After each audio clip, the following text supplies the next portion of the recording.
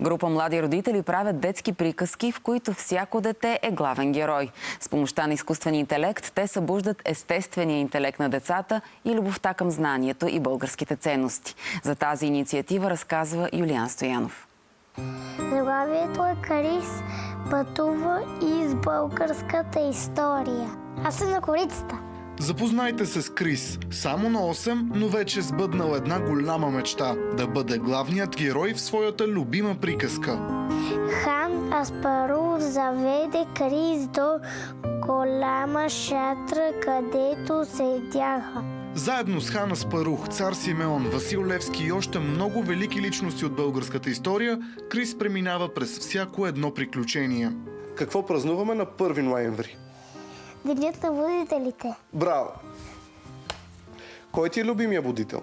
Васил Левски. Какъв е той? Апостола на свободата. Това съм аз, това е Васил Левски. Един от създателите на тези приказки е Георги. Идеята му се ражда една вечер, докато приспива дъщеря си с историята за малката русалка Ариел. Просто нещо ме удари и казах, колко би било яко, ако може тя да е главният герой. И съответно тя заспа, аз станах и почнах да правя ресърч в интернет и много дълги часове после не заспах. Малко след това се свързва с свои приятели. Всички завърнали се от чужбина, за да създадат семейство у нас. Макар да имат различни професии, днес ги обединява една мисия – да подарят на всяко дете възможността да бъде герой в своя собствена приказка. В момента, който аз дадох книжката на моето дете и нейното лице абсолютно засия, аз си казах, това нещо трябва да го направим и за повече деца. За този момент го правим. Илюстрациите са направени с изкуствен интелект, но това не означава, че всичко е наготово. Зад всяка приказка стоят часове труд на много хора.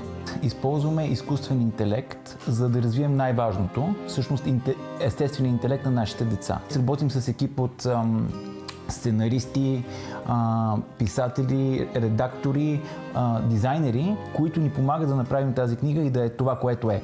Георги вярва, че изкуственият интелект може да бъде мост между миналото и бъдещето. Аз съм щастлив, че с технологиите на 21 век всъщност създаваме нещо, което не ни отдалечава от нашите корени, а напротив ни връща към тях и ни дава възможност децата ни да учат за българските будители и за българските изходни ценности.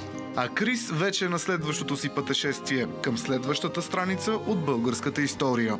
Тук е освобождението на България, на връх Шипка, студено, аз пък съм пулка с ръкав. За Събуди се, Юлиан Стоянов.